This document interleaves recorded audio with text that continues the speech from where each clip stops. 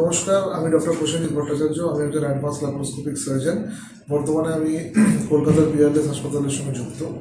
আজকের ভিডিওটা একটা খুব কমন জিনিস নিয়ে আমি আলোচনা করবো, সেটা হচ্ছে হার্নিয়া অপারেশনের পরে কী কী জিনিস, কী কী নিয়ম মানতে হয় বা কী কী নিয়ম মানার প্রয়োজন নেই। এগুলো নিয়ে প্রচুর পেশেন্টদের মধ্যে অনেক কনফিউশন থাকে, জিজ্ঞাসা থাকে।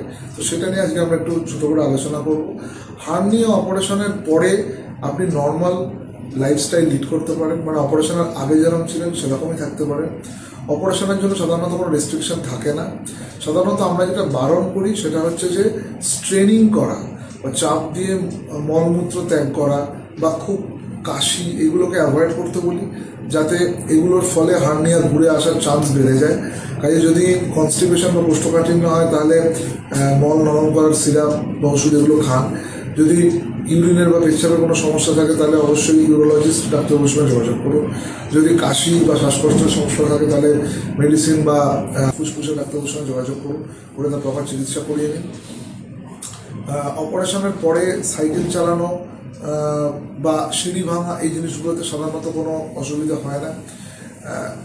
ভারী জিনিস চাগানো, ইউজুয়ালি আমরা যেটা বলি যে 5 কেজির বেশি ভারী জিনিস সাধারণত যেহেতু একইভাবে প্রেশার তৈরি করছে, তাই 1.5 থেকে 2 মাস পরে স্টার্ট করাই ভালো। এবং জিমে গেলেও নর্মাল যে কার্ডিও এক্সারসাইজ সেগুলো করা যাবে।